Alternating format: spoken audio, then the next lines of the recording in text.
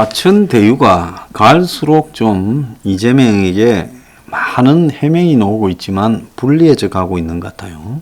지난 그 연휴 기간에 화천대유와 관련해서 여론조사가 있었는데 응답자의 51%가 특혜 의혹이 있다라고 답을 했습니다. 51.9%가 특혜 의혹이 의심된다 말을 했고, 모범적인 공익사업이 있다라는 것은 절반도 안 되는 24.1, 잘 모르겠다는 24%가 나왔습니다. 그래서 이 화천대유와 관련되는 부분에 아무리 제가 볼 때 이재명이 저런 식으로 해명을 하면 저것이 과연 통하겠는가라는 부분에 대해서 누가 보더라도 아닌데 자꾸 저런 식으로 대응을 하는 게 일단 입구가 열리고 나면 감당이 불가능하니까 그런 거 아니냐, 이렇게 보고 있고요.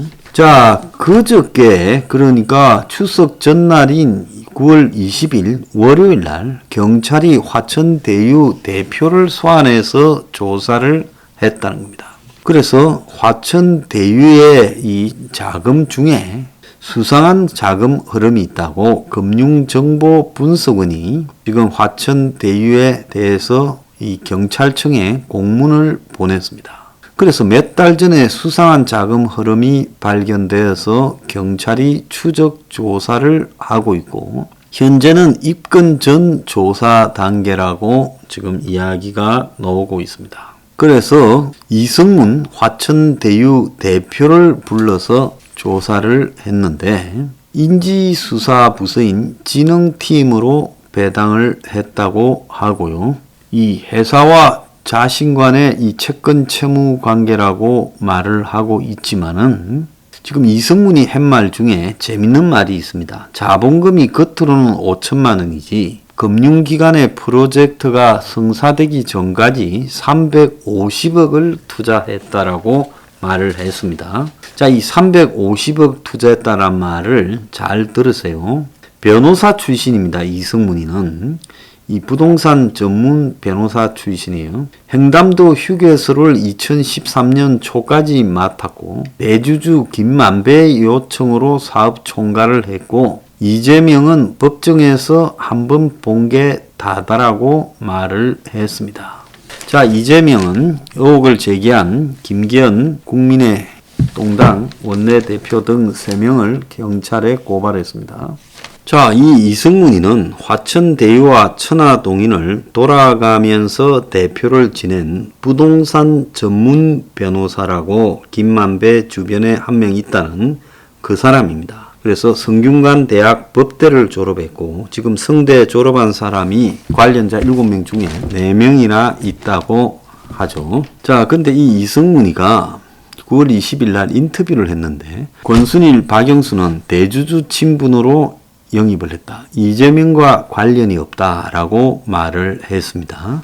그래서 권순일이 박영수와 대주주와 친분이라고 하면 여기서 대주주는 김만배라고 이렇게 봐야 되겠죠. 자, 그러면서 하는 이유가 법조계 고위직을 영입을 왜 했냐 하니까 실질적 자문에 따른 합당한 급여를 제공했다.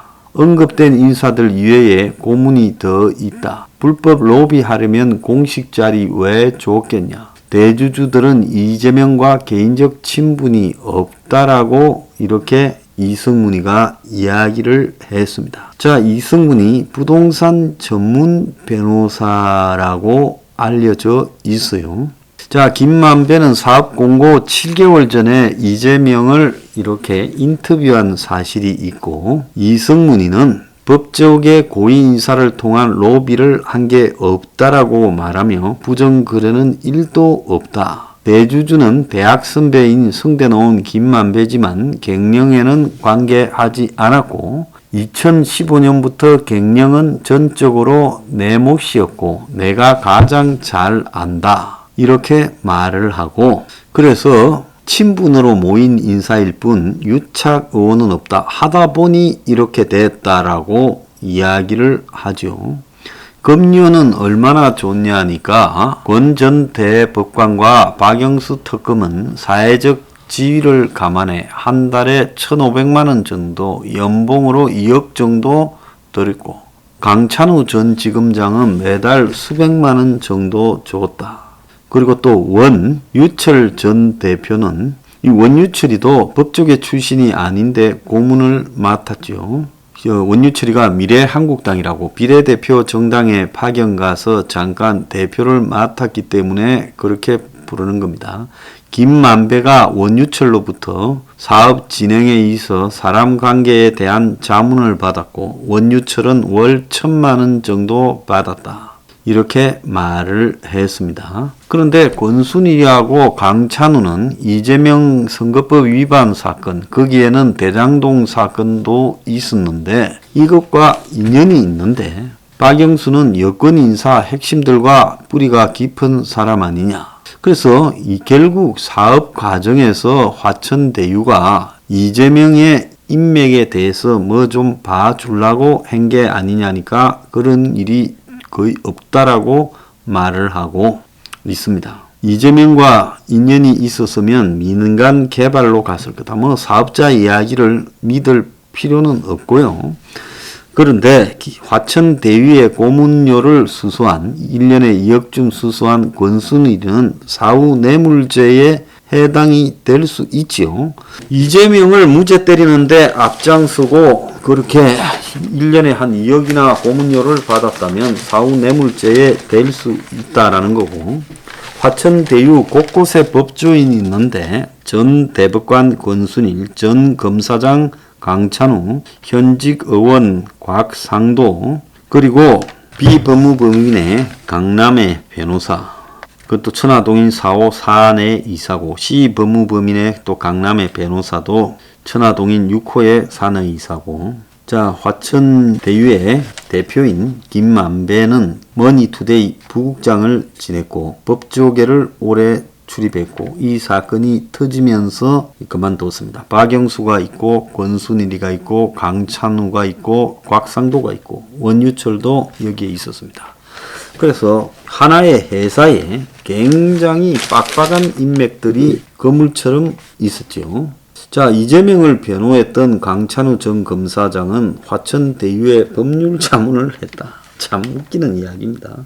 그럼 이재명 변호사비는 얼마 받고 여기에서는 얼마 받았습니까? 자, 이 화천대유의 본질이 노란자이 땅에 1조 원이 넘는 사업인데 입찰 마감 하루 만에 사업자를 선정을 했어요. 2015년 3월 대장동 개발 민간 사업자 입찰을 마감한 지 하루 만에 화천대유가 자산관리회사 AMC 자격으로 참여한 하나은행 주관 컨소시움의 우선 사업자가 됐다는 거예요. 자, 그런데 화천대유에 어떻게 400억이 배당되는가? 참 이 부분에 다들 이해가 안 간다는 거고, 극도의 보완이 이루어지는 엄청난 1조 수천억이 남는 사업에 대한, 그래서 땅 짓고 헤엄치기고 황금알을 갖는 거의 사업을 하루 만에 결정했다.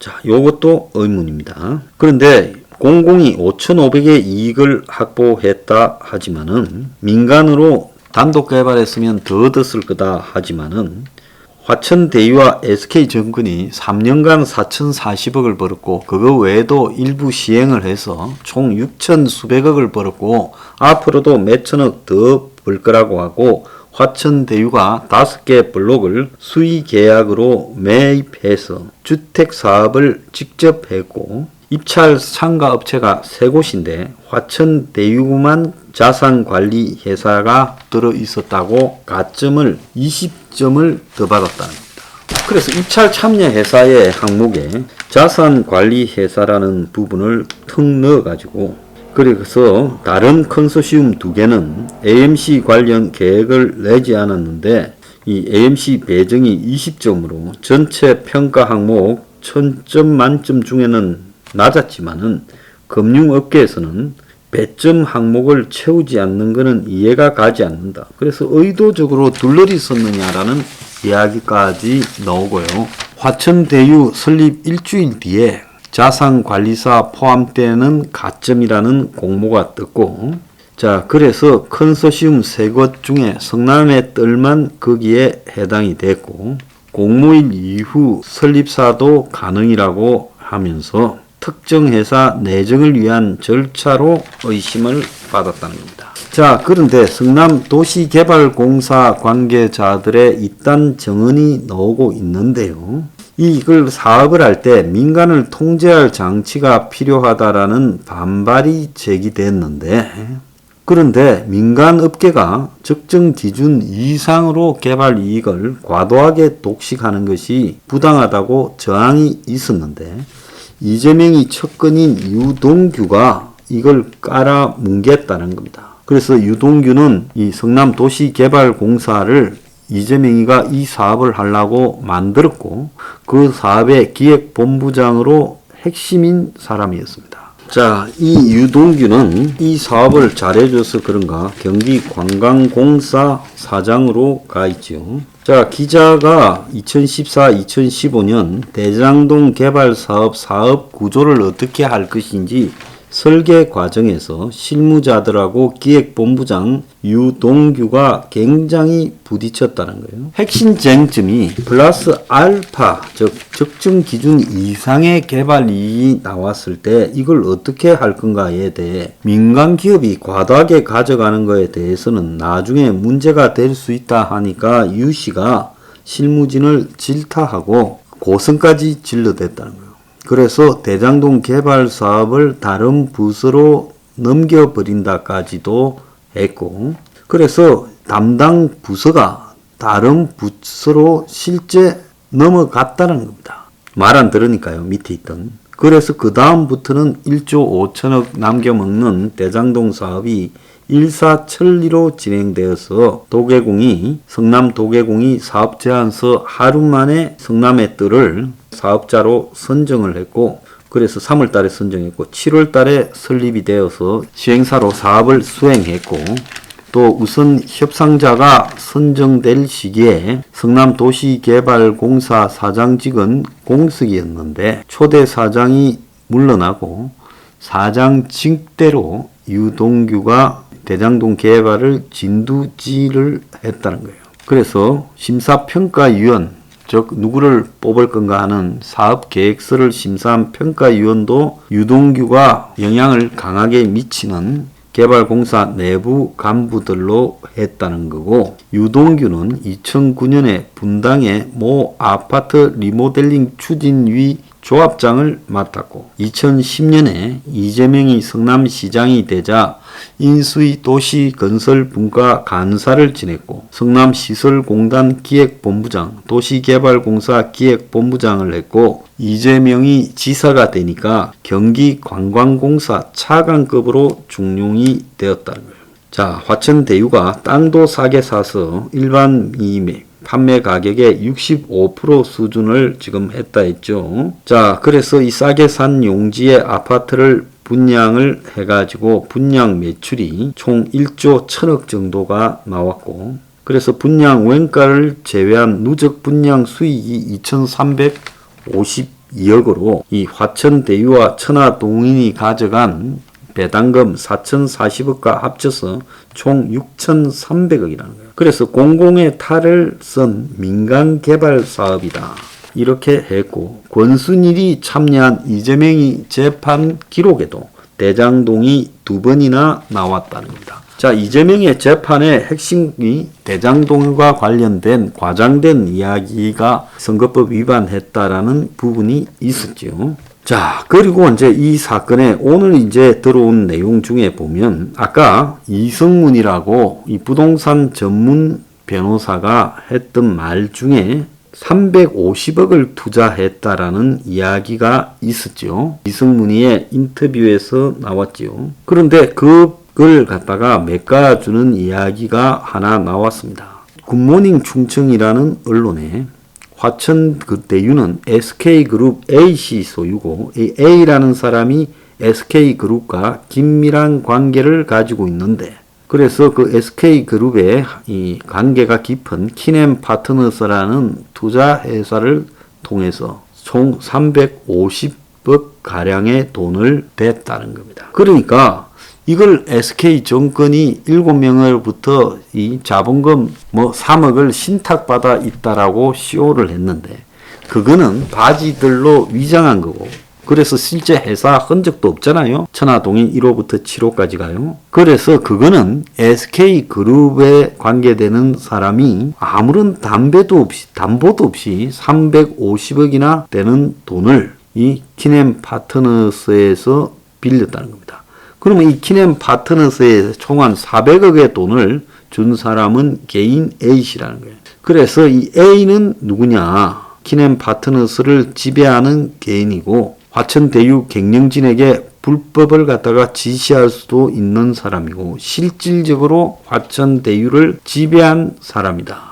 그런데 이 키넨 파트너스는 박중수라는 사람이 100% 지분을 가지고 있고 그 당시 박중수는 SK그룹의 사회공헌재단 본부장이고 또한 SK정권이 대장동 사업 흑정금전 신탁 조성에 깊이 관여하고 있다. 즉 천하동인의 7명의 주주의 바지였죠. 근데 바지가 아닐 수 있다는 겁니다. 그래서 이 건은 SK그룹이 관련이 있고 키넨 파트너스의 소재지도 SK그룹과 관련이 있다. 그래서 이 A라는 사람은 SK그룹 관련된 사람인데 그 인물이 400억 정도의 현금을 SK그룹과 또한 관계 있는 키넨 파트너스를 통해서 350억이나 되는 돈을 화천대유에 투자했다. 자, 그리고 이 473억이라는 돈이 장기 대여금으로 지금 빠져갔는데 사업 초기 운영비를 화천대유가 키넨 파트너스로부터 350억을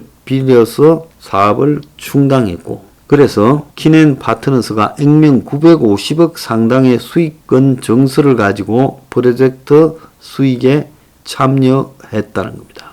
그래서 자료가 더 공개되면 결국 SK라는 게 왜 여기에 들어왔느냐. 천하동인의 7명은 다 바지일 수도 있다. 일정한 수익만 조금 먹고 바지로서 역할을 했다. 자, 그것이 뭐냐. 굉장히 갈수록 더 복잡해지고 있습니다. 자, SK 측에서 이 말에 대해서 해명해야 됩니다. 언론에 보도되지 않았습니까?